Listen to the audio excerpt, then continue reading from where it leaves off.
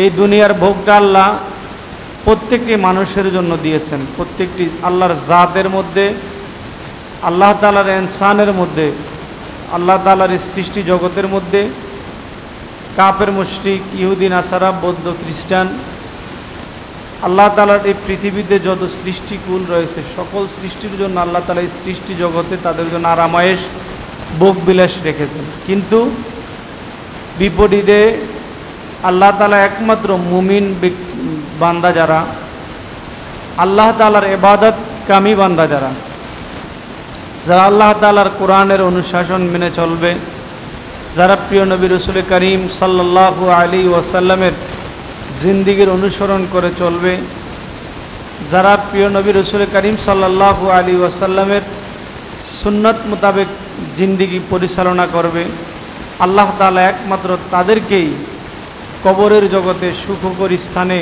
জান্নাতের নিয়ামত দ্বারা আল্লাহ তাআলা তাদেরকেই একমাত্র ভরপুর করে, তাদেরকে একমাত্র আল্লাহ তাআলা শান্তি দান করবেন। বলেন সুবহানাল্লাহ। সুতরাং পৃথিবীতে এমন কোনো মানুষ নেই যে ব্যক্তি শান্তি চায়। কি চায়? শান্তি চায়। প্রত্যেকটি মানুষ যাদের সুস্থ মস্তিষ্কের অধিকারী, যে ব্যক্তি প্রাপ্তবয়স্ক,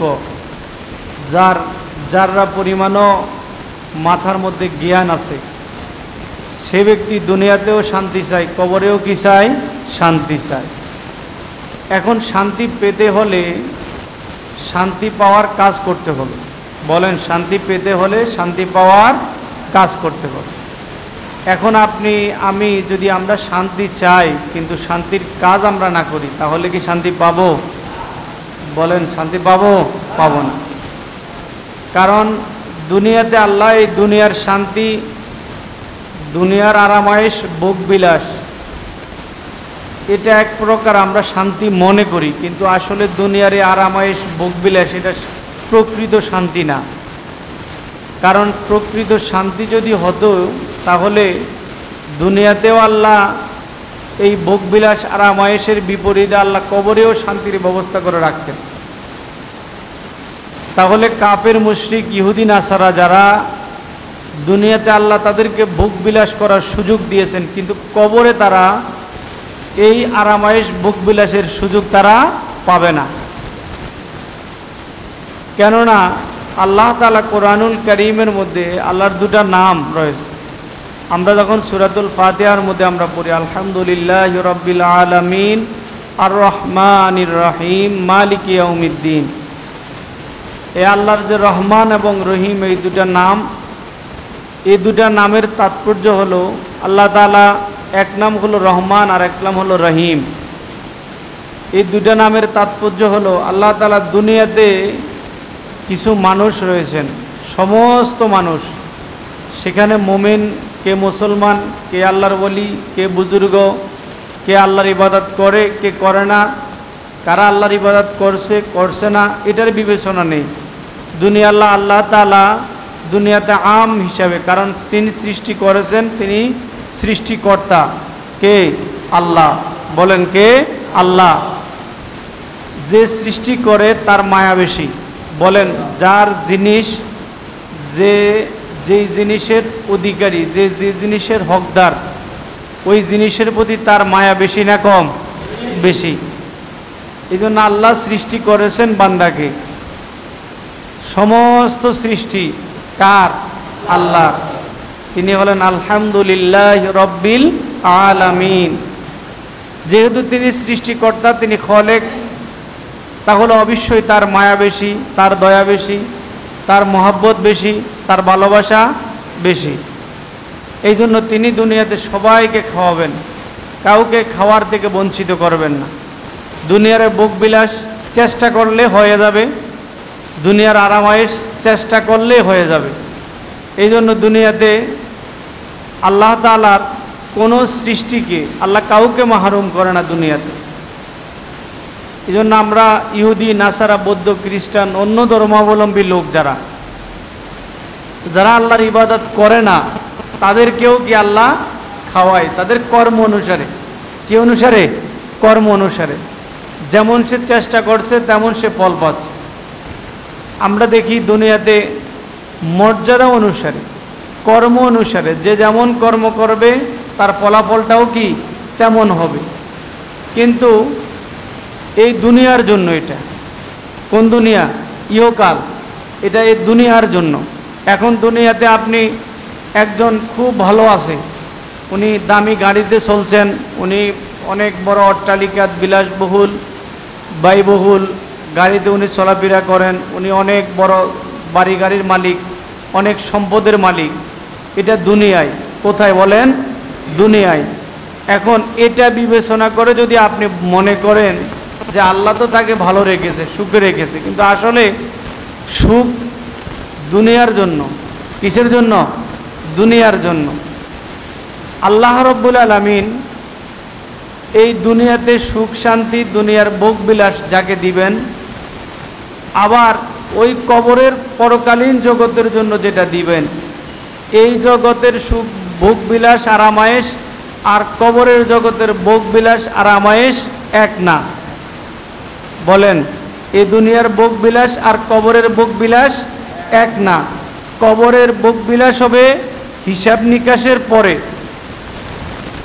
কবরের আরামায়েশ হবে হিসাব নিকাশের পরে। কিন্তু দুনিয়ার ভোগবিলাস আরামায়েশে কোনো হিসাব নিকাশ নাই। যে যেভাবে পারতেছে, যে যেভাবে পারবে তাকে সেভাবেই দিবে, সে সেভাবেই ভোগ করবে। কিন্তু কবরের ভোগবিলাস, ফামাইয়া আমাল মিসকালা যাররাতিন খায়রান ইয়ারা ওয়া মাইয়া আমাল মিসকালা যাররাতিন শাররান ইয়ারা। আল্লাহ তাআলা দুনিয়ার এই ভোগবিলাস, দুনিয়ার এই আরামায়েশ, এটা হিসাব নিকাশ ছাড়া হবে। কিন্তু কবরের জগতের যে ভোগবিলাস হবে, এটা হিসাব নিকাশের পরে হবে। আম্মা ইয়াতাসাআলুন আনিন নাবাইল আযীম। বলেন না সুবহানাল্লাহ। সেটা হলো পরকালীন জগৎটা, যেটা সেটা চিরস্থায়ী জগৎ। সেটা কি? চিরস্থায়ী জগৎ। এখন ইহকালের কথা ভেবে যদি আপনি চিরকালকে যদি আপনি ধ্বংস করে দেন, তাহলে হবে? হবে না। বলেন না কেন হবে? হবে না। দেখবেন সৃষ্টি জগতের মধ্যে কিছু মানুষ আছে, এরা চিরস্থায়ী যে কাল, ইহকাল, ইহকালের পরে যে একটা কাল হবে, সেটা হলো পরকাল। কি কাল? পরকাল। ওয়ালাল আখিরাতু খায়রুল লাকা মিনাল উলা। বলেন না সুবহানাল্লাহ। এটা আল্লাহই বলেছেন। কে বলেছে? আল্লাহ। বলেন না কে বলেছে? আল্লাহ। এখন কিছু মানুষ আছে, দেখবেন তারা মনে করে যে পরকাল বলতে কিছু নেই। তারা ধারণা করে, আমরা এই সনাতন ধর্মের কিছু মানুষ আমরা মনে করি, এই অন্য ধর্মাবলম্বী লোক যারা, তাদের মধ্যে একটা জাত আছে, একটা শ্রেণী আছে, তারা মনে করে যে পরকাল বলতে, অর্থাৎ কবরের জগৎ বলে, বারজাক বলতে, আলেম আরোহা রুহের জগৎ, আলেমে বারজক যেটাকে আমরা মনে করি, আলেম আরোহা যেটাকে আমরা মনে করি, কবরের জগতে অর্থাৎ পরলোক গমন করা, মৃত্যুর পরে আরেকটা জগৎ আছে। আপনাকে প্রশ্ন করা হবে কবরের মধ্যে। কোথায়? কবরে। এখন যদি কেউ দুনিয়াটাকেই সব কিছু মনে করে, কবরের এন্তেকালের পরে যদি সেটা ধারণা না করে, তাহলে সে কি বিশ্বাস করবে যে কবরে প্রশ্ন করা হবে? হবে না, মনে করবে না। কারণ সে মনে করতেছে দুনিয়াই সব। দুনিয়াই কি? সব। দুনিয়াতেই ভোগবিলাস, দুনিয়াতেই তার প্রশ্ন, দুনিয়াতেই তার সব, দুনিয়াতেই আরামায়েশ, দুনিয়াতেই সুখ শান্তি। এটা তারা কবরের জগতে যে সুখ শান্তি, এটা তারা মানে না। তাহলে আল্লাহর কোরআনকে অস্বীকার করা হবে। আল্লাহর কোরআনকে কি করা হবে? অস্বীকার করা হবে। এখন যারা কোরআনকে অস্বীকার করে তারা কাফের। তারা কি? বলেন, তারা কি? কাফের। আর কাফেরের জন্য কবরের জগৎ নাই, ইহকাল নাই, পরকাল নেই। কাফেরের জন্য আল্লাহর কোরআনও কি নেই, কারণ তারা কোরআন মানে না। কোরআন মানলে তার জন্য ইহকাল পরকালের চিন্তাধারা, কিন্তু সে মনে করতেছে, ধারণা করে যে দুনিয়াতে আমি যা করতেছি, দুনিয়াতে আমি ভোগ করি, দুনিয়াতে আমি কর্ম করতেছি, আমার এই দুনিয়াতেই সব। এখন আমরা যারা মোমেন ব্যক্তি, আমরা যারা বিশ্বাস করি, আল্লাহকে মানি, আমরা যারা পরকালকে আমানতু বিল্লাহি ওয়া মালাইকাতিহি ওয়া কুতুবিহি ওয়া রাসূলিহি ওয়াল ইয়াউমিল আখিরি ওয়াল কদরি খাইরিহি ওয়া শাররিহি মিনাল্লাহি তাআলা ওয়াল বা'সি বা'দাল মাউত, এটা বিশ্বাস করার নাম হলো ঈমান। বিশ্বাস করার নাম কি? ঈমান। এখন যে ব্যক্তি বিশ্বাস করবে না, বুঝতে হবে তার ঈমান নেই। বলে না তার ঈমান নেই। এখন আপনি যদি যে মানে না তার সাথে তর্ক আছে, বলে না তর্ক আছে? খেয়াল রাখবেন, তর্ক করার দ্বারা মুমিন হওয়া যায় না। তর্ক করার দ্বারা মুমিন হওয়া যায় না। এটা দেশে হোক বিদেশে হোক, দেশে হোক প্রবাসে হোক, যে অবস্থায় হোক, তর্কের দ্বারা মুমিন হওয়া যায় না। মুমিন হওয়া যায় বিশ্বাসের দ্বারা। কিসের দ্বারা? বলেন না কিসের দ্বারা? বিশ্বাসের দ্বারা। কারণ আমরা কোরআনুল কারীমের মধ্যে আমরা দেখেছি, বিশ্বাসী তারাই যারা আল্লাহকে না দেখে যারা বিশ্বাস করে, বিশ্বাসী তারা যারা নবীকে না দেখে যারা মেনেছে, বিশ্বাসী তারাই যারা পরকালকে যারা বিশ্বাস করে, বিশ্বাসী তারাই যারা তাকদীরকে বিশ্বাস করে, বিশ্বাসী তারাই যারা ওয়াল বা'সি বা'দাল মাউত, পুনরুত্থানকে যারা মানে। অর্থাৎ এই দুনিয়ায় শেষ সব কিছু না, দুনিয়া থেকে চলে যাওয়ার পরেও একটা জগৎ আছে, এই জগৎকে যারা বিশ্বাস করবে, মানবে, তারাই হলো প্রকৃত মুমিন। বলেন সুবহান। এখন এক লোক প্রশ্ন করতেছে, বলতেছে যে ইহকাল বলে পরকাল বলে কিছু নেই, কবর বলতে কিছু নেই, সেটা আমি মানি না। তাহলে তার সাথে কি কোনো তর্ক, কোনো বহস, কোনো কথাবার্তা আছে? নাই। বলেন না দরকার আছে? নাই। যদি আপনি তার সাথে অহেতুক, অবাস্তব, অবান্তর প্রশ্ন করে, উনি একজন মুমিনকে বিভ্রান্ত করার চেষ্টা করবে। এই জন্য তার সাথে কোনো ধরনের প্রশ্ন, কোনো ধরনের তর্ক, কোনো ধরনের মুনাজারা, কোনো ধরনের বহস, কোনো ধরনের কথাবার্তা চলবে না। একটা লোক আপনাকে বুঝতে হবে যেটা স্পষ্ট, যেমন আল্লাহর কোরআন, এটা সত্য না মিথ্যা? নামাজ আদায় করতে হবে, এটা সত্য না মিথ্যা? আল্লাহর বিধান মোতাবেক চলা, নবীর সুন্নাত তরিকায় চলা, প্রিয় নবী রাসূল করিম রউফুর রহিম মুহাম্মদুর রাসূলুল্লাহ সাল্লাল্লাহু আলাইহি ওয়াসাল্লাম তার 63 বছর হায়াতের জিন্দেগিতে তিনি আমাদের কাছে যে কর্ম রেখে গেছেন, এটা বাস্তব। এটা কি বাস্তব? এই বাস্তব কর্মের অনুসরণ করার দ্বারাই একজন মানুষ আল্লাহ রাব্বুল আলামিনের প্রিয় হতে পারে। সুবহানাল্লাহ। এখন বিভিন্ন ধর্মের অনুসরণ বা তাদের ধর্মে অন্যরকম হতে পারে, এবং তার ধর্ম সম্পর্কে আপনি জ্ঞান নিতে পারেন, জানতে পারেন, কিন্তু এত বেশি জানা না। কারণ আমার জানা হলো আমার ধর্ম নিয়ে, আমার জানা হলো আমার ধর্ম নিয়ে। কারণ আমি জেনেছি যে একমাত্র আল্লাহ রাব্বুল আলামিনের কাছে একমাত্র গ্রহণীয়, কবুলিয়ত, আল্লাহর কাছে পছন্দের ধর্মের নাম কি? ইসলাম ধর্ম। কি ধর্ম? ইসলাম ধর্ম। তাহলে আমি জানলাম যে আল্লাহর কাছে পছন্দের ধর্মের নাম ইসলাম। কি? ইসলাম। তাহলে অবশ্যই আমার কাছে আর অন্য কিছুর দরকার নাই। আমি যদি প্রকৃত মুসলমান হয়ে থাকি, আমি যদি প্রকৃত একজন আল্লাহ রাব্বুল আলামিনের কোরআনের একজন অনুসারী হয়ে থাকি, যে আল্লাহর কোরআনকে আমি মানি, তাহলে আল্লাহ তাআলা কোরআনুল কারীমের মধ্যে বলেছেন, ইন্নাদ দীনা ইনদাল্লাহিল ইসলাম। ইন্না নিশ্চয়, দিন মানে ধর্ম, ইন্দা মানে নিকটে, ইনদাল্লাহ মানে আল্লাহর নিকটে। আল্লাহর নিকটে অবশ্যই, নিশ্চয়, আল্লাহর নিকটে একমাত্র গ্রহণযোগ্য ধর্মের নাম কি? ইসলাম। বলেন না সুবহানাল্লাহ। আর এই ধর্মের গ্রহণীয়তা পাওয়ার জন্য আল্লাহ তাআলা তার প্রিয় হাবিব মুহাম্মদ রাসূলুল্লাহ সাল্লাল্লাহু আলাইহি ওয়াসাল্লামকে তিনি আমাদের কাছে পাঠিয়েছেন। ওমা আরসালনাকা ইল্লা রাহমাতাল লিল আলামিন। তিনি আমাদেরকে পাঠিয়েছেন, এই জন্যই পাঠিয়েছেন যেন তার 63 বছরের হায়াতের জিন্দেগিতে পরিপূর্ণ দিনটা যেন তিনি মানুষকে বুঝাতে পারেন, পরিপূর্ণ দিনের পরিপূর্ণতার রূপ যেন মানুষকে দিতে পারেন। কোরআনুল কারিমে যাহা আছে তাহা মানুষ হয়তো লিখিতভাবে মানুষ পাবে না, লিখিত ওটা মানুষ বুঝবে না, লিখিতভাবে যেটা পাওয়া এটা মানুষের বোঝা কষ্ট হবে। কি হবে? কষ্ট হবে। এই জন্য আল্লাহ রাব্বুল আলামিন তার প্রিয় হাবিব মুহাম্মদুর রাসূলুল্লাহ সাল্লাল্লাহু আলাইহি ওয়াসাল্লামকে তিনি আমাদের কাছে প্রেরণ করেছেন, হে হাবিব, হে প্রিয় মাহবুব, আপনি দুনিয়াতে, আমি আপনাকে প্রেরণ করছি, আপনি দুনিয়াতে যাবেন, আপনার 63 বছর হায়াতের জিন্দেগিতে আপনি মানুষকে আমার কোরআন আপনি বোঝানোর জন্য আমি আপনাকে প্রেরণ করেছি। বলেন সুবহানাল্লাহ।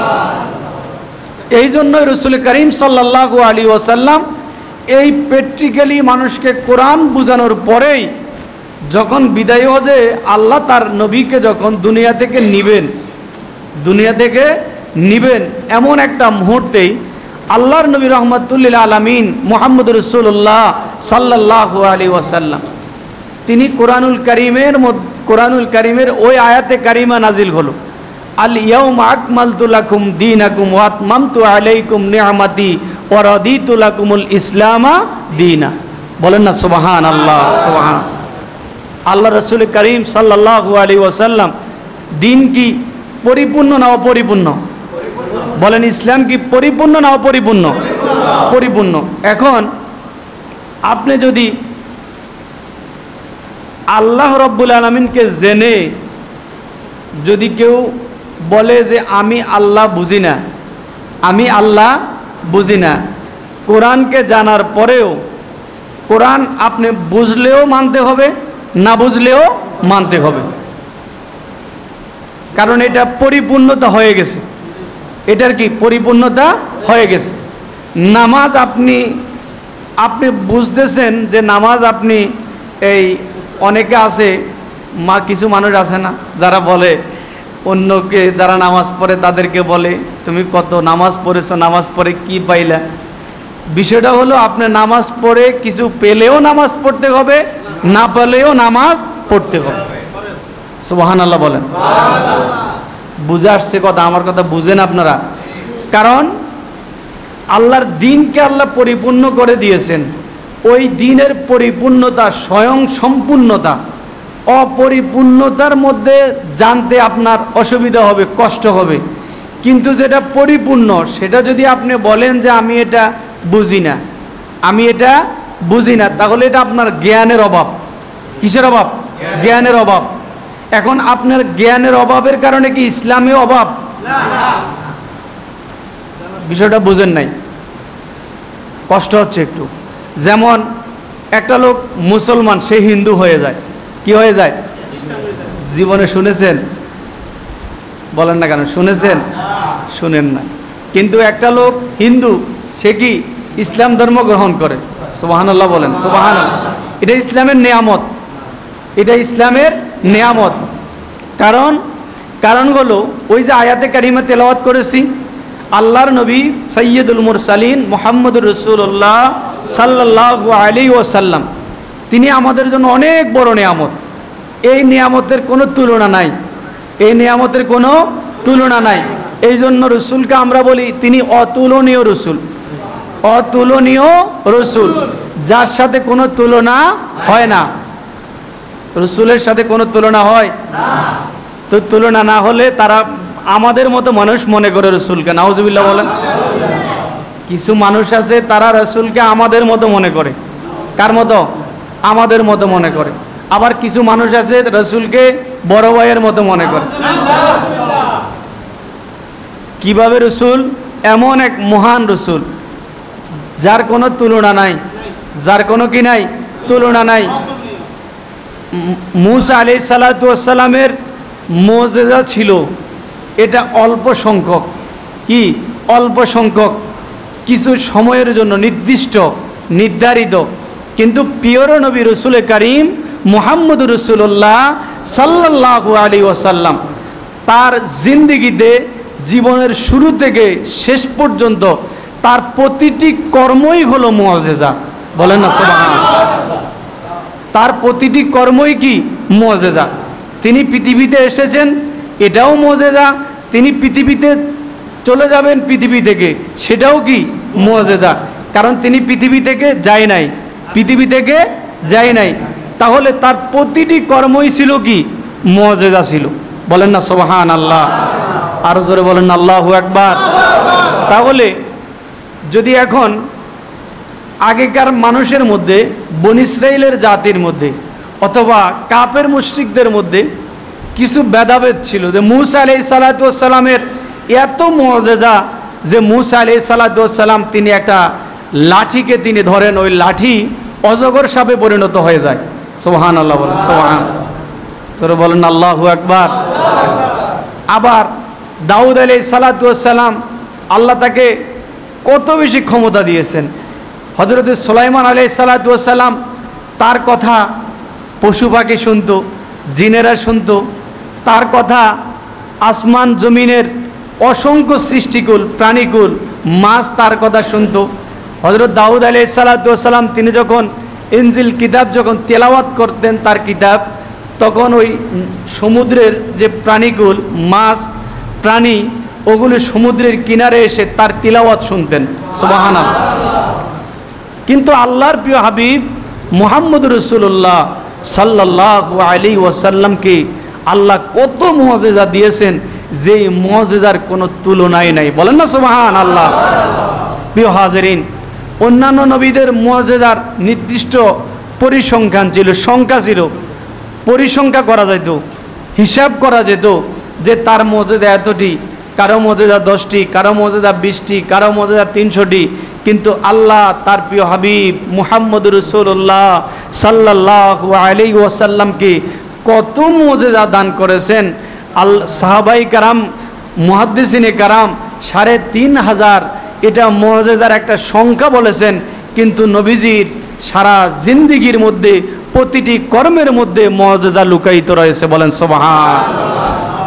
এখন বলতে চেয়েছিলাম যে যখন কোনো কিছু অসম্পূর্ণ থাকে তখন সেটার চিন্তা হয় যে এটা কীভাবে সম্পূর্ণ হবে, এটা করলে কি ফায়দা হবে না হবে না, এটা এই কাজ করলে ভালো হবে না মন্দ হবে।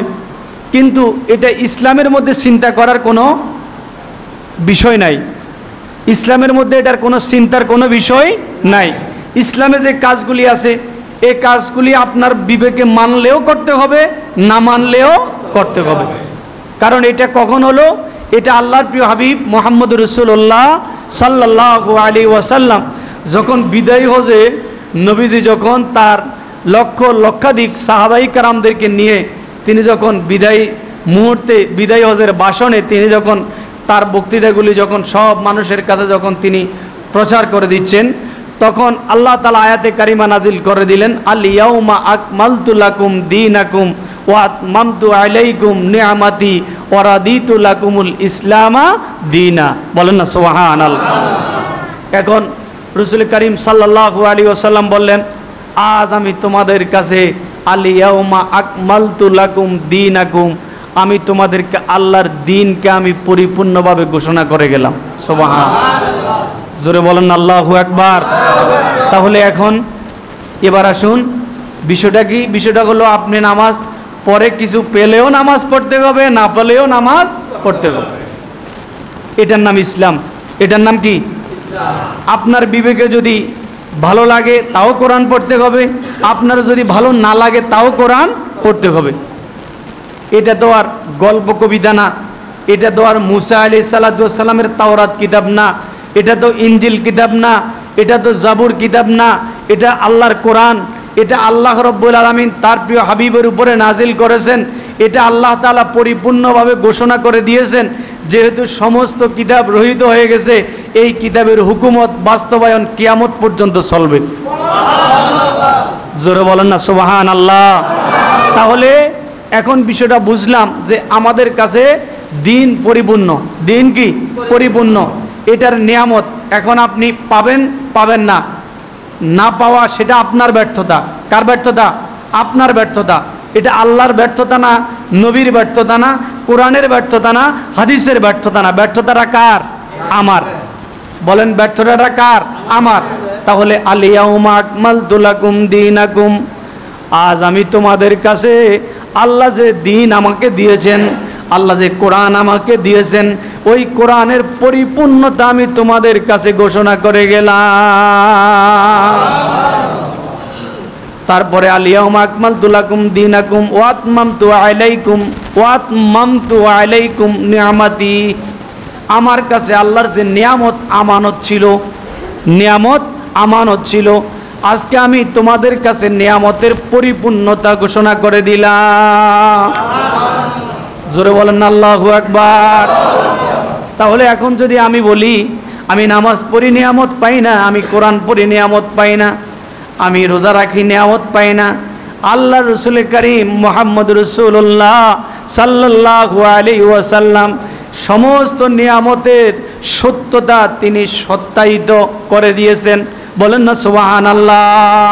কোনো বিষয় সত্যায়িত হয়ে যাওয়ার পরে ওই বিষয়ের উপরে কোনো প্রশ্ন থাকে না। তাহলে ওয়াতমামতু আলাইকুম নিয়ামাতি ওয়া রাদিতু লাকুমুল ইসলাম দীনা। বলেন না সুবহানাল্লাহ। একটু দুরূদ শরীফ পড়েন। আল্লাহুম্মা সাল্লি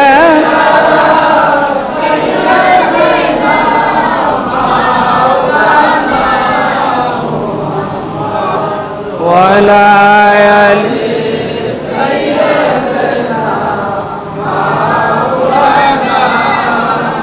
محمد اللهم صل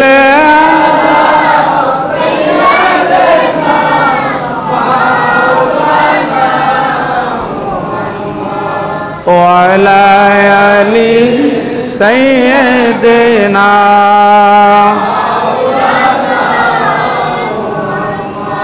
প্রিয় হাজিরিন, তাহলে আল্লাহর দ্বীনকে আমরা পরিপূর্ণভাবে মানব এটা প্রশ্ন ছাড়া।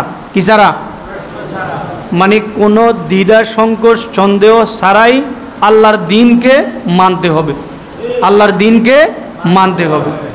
এখন আপনার ভালো লাগে না, আপনি কি কোনো প্রশ্ন বিভ্রান্ত সৃষ্টি করার কোনো বিষয় থাকে না। আপনি ভালো লাগে না, আপনি মানবেন না, আপনি চুপ করে থাকেন। কি করে থাকবেন? চুপ করে থাকবেন। নামাজ পড়লে ফায়দা আছে, না পড়লেও ফায়দা আছে। কি বললেন আপনারা? নামাজ আদায় করবেন, আপনি পুরস্কার পাবেন, আদায় না করলে পুরস্কার পাবেন না। তাহলে কিন্তু আদায় না করে আপনি প্রশ্ন করতে পারবেন না। কারণ মান তারাকা সালাত মুতাআম্মিদান ফাকাত কাফারা।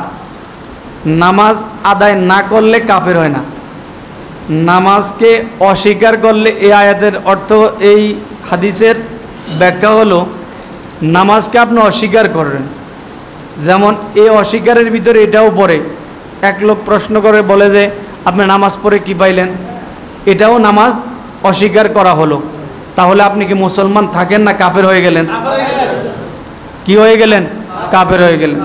আপনি তো বুজুর্গ ভাবতেছেন, আপনি খুব বুজুর্গ, কিন্তু আপনি যে বলতেছেন যে রোজা রেখে কি লাভ, বলেন এগুলো বলা যাবে? বলেন না কেন? বলা যাবে না। এই ধরনের বিভ্রান্তকর কথাবার্তা বলা যাবে না। কোরআনে শান্তি আছে। কোরআনে কি আছে? এটা আপনার ব্রেন্ডে ধরলেও শান্তি আছে, না ধরলেও শান্তি আছে। কারণ এই শান্তিটা সত্যায়িত করা। কি করা? সত্যায়িত করা। এটা স্টেট, এটা সত্যায়ন করে দিয়েছেন তার প্রিয় হাবিব মুহাম্মদুর রাসূলুল্লাহ সাল্লাল্লাহু আলাইহি ওয়াসাল্লাম। কারণ এটা তাওরাত কিতাব না যে এটা বাদ হয়ে গেছে, এটা ইনজিল কিতাবও না, এটা মুসা আলাইহিস সালামের কিতাব না, এটা দাউদ আলাইহিস সালামের খেলাফ নবুয়ত না, এটা মুসা আলাইহিস সালামের নবুয়ত না যে এটা নিয়ে প্রশ্ন করা যাবে, এটা নিয়ে অন্য কথা বলা যাবে। বললে আপনার ঈমান চলে যাবে। কি চলে যাবে? ঈমান চলে যাবে, আপনি কাফের হয়ে যাবেন। এখন কাফের হয়ে যাওয়াটা এটা আপনার জন্য ভালো না মন্দ? বলেন না, ভালো না মন্দ? আদায় করা না করা সেটা প্রশ্ন নাই, সেটা কি নাই? প্রশ্ন নাই। কারণ কত মানুষই তো আল্লাহর কোরআন পড়ে না। অসুবিধা আল্লাহর কি অসুবিধা হয়? বলেন না কেন অসুবিধা হয়? আল্লাহর অসুবিধা নাই। কত মানুষই তো নামাজ পড়ে না, কত মানুষই তো রোজা রাখে না, আল্লাহর অসুবিধা হয়? আল্লাহর অসুবিধা হবে না। এটা নিয়ামতের জন্য। আলিয়াউমা আকমালতু লাকুম দীনাকুম ওয়া আতমামতু আলাইকুম নিআমাতি ওয়া রাদিতু লাকুমুল ইসলাম দীনা। এটা দিন পরিপূর্ণতা পেয়েছে। কি পেয়েছে? পরিপূর্ণতা পেয়েছে। তাহলে আমাদেরকে প্রশ্ন ছাড়াই দিন মানতে হবে। বলেন, প্রশ্ন ছাড়াই দিন মানতে হবে। আর দিন মানা মানে দিনের সাথে সংশ্লিষ্ট যত বিষয় আছে এটা সব কিছু পরিপূর্ণভাবে মানার নাম কি? দিন ইসলাম। মানার নাম কি? দিন ইসলাম। আবার প্রশ্ন ছাড়া মানার নাম দিন ইসলাম। প্রশ্ন নাই কোনো, এটাতে কোনো কি নাই? প্রশ্ন নাই। এখন এক লোক এসে বলো যে দুনিয়ায় সব, কবর জগৎ আমরা মানি না। দেখবেন কিছু মানুষ আছে যারা বিদেশ থেকে, লন্ডন, ইউরোপ, আমেরিকা থেকে ঘুরে এসে বাংলাদেশে এসে তারা অনেক রকমের প্রশ্ন করে আমাদেরকে বিভ্রান্ত করতে চায়। আছে না নাই? বলেন না, আছে না নাই? দেখবেন অনেক রকমের প্রশ্ন করে, অনেক রকমের বিভ্রান্তকর অনেক কথাবার্তা বলতে চায়। কিন্তু আমরা জেনেছি কি? আমরা জেনেছি আল্লাহকে না দেখে মানার, বিশ্বাস করার নাম কি? ঈমান। আর ইসলাম বিষয়ে কোনো প্রশ্ন নাই। এটা প্রশ্ন করার সুযোগ নাই। ইসলামে প্রশ্ন করার সুযোগ নাই। এটা আপনাকে আপনার বুঝে আসলেও মানতে হবে, না বুঝে আসলেও মানতে হবে। প্রিয় হাজেরিন, তাহলে আজকে আমরা একটা বিষয় স্পষ্টভাবে আমরা বুঝলাম, তা হলো আল্লাহর দিন পরিপূর্ণ। এই দিনের মধ্যে অন্য ধর্মের থেকে দিনে আসার সুযোগ আছে, কিন্তু দিন থেকে, ইসলাম থেকে অন্য ধর্মে যাওয়ার কোনো সুযোগ নাই। আছে? সুযোগ নাই। কারণ এটা পরিপূর্ণ। এটা কি? পরিপূর্ণ। অপরিপূর্ণতা থেকে মানুষ পরিপূর্ণতার মধ্যে দাখিল হয়। কি হয়?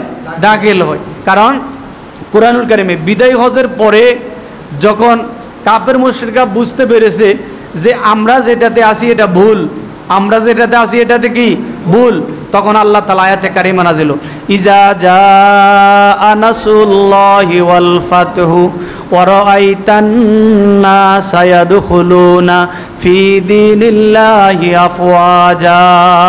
বলেন না সুবহানাল্লাহ। আল্লাহ রাব্বুল আলামিন তার বন্ধুর শানে মানে প্রশংসায় যখন বিদায় হজের ভাষণ আল্লাহর নবী দিয়ে দিলেন, মক্কা বিজয় হয়ে গেল, তখন আল্লাহ তাআলা তার বন্ধুকে জানিয়ে দিলেন, বন্ধু আপনি অচিরেই দেখতে পাবেন, আপনি দেখে সন্তুষ্ট হবেন, ইসলামের মধ্যে দলে দলে লক্ষ কোটি মানুষ ইসলামের মধ্যে, কালিমার মধ্যে দাখিল হয়ে যাচ্ছে। সুবহানাল্লাহ।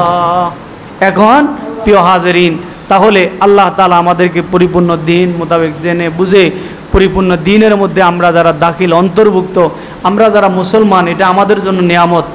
এটা আমাদের জন্য কি? নিয়ামত। আমার বাপ ছিল মুসলমান, তাই আমি মুসলমান, তাই আমি মুসলমান। কষ্ট করতে হয় নাই। বলেন না, কষ্ট করতে হয় নাই। কাফের মুশরিক মুসলমানদের তখনকার সময় হযরত বেলাল রাদিয়াল্লাহু তাআলা আনহু, হযরত সুমাইয়া রাদিয়াল্লাহু তাআলা আনহা, হযরত খাব্বাব রাদিয়াল্লাহু তাআলা আনহু, কি কষ্ট হয়েছে তাদেরকে ইসলামের জন্য। আজকে আমাদের কোনো কষ্ট নাই, কোনো কষ্ট নাই। এরপরেও আমরা যেই ইসলামের মধ্যে আছি, ওই ইসলামকে আমরা পরিপূর্ণভাবে মেনে শুনে আল্লাহ তাআলা আমাদেরকে দুনিয়া ও আখিরাতে, দুনিয়ার শান্তি শান্তি না, দুনিয়ার ভোগ বিলাসের নাম শান্তি না, শান্তি হলো কবরের সুখ, শান্তি হলো প্রকৃত শান্তি। আল্লাহ তাআলা আমাদেরকে এটা বুঝে উপলব্ধি করার জন্য আল্লাহ তাআলা আমাদেরকে আল ইয়াউমা আকমালতু লাকুম দীনাকুম ওয়া আতমামতু আলাইকুম নিআমাতি ওয়া রাদিতু লাকুমুল ইসলাম দীনা, এই আয়াতের পরিপূর্ণতা, তাৎপর্যতা বুঝে দিনকে পরিপূর্ণভাবে জানার জন্য আল্লাহ তাআলা আমাদের সকলকে তৌফিক দান করুন। বলেন আমিন। ওয়া আলহামদুলিল্লাহ।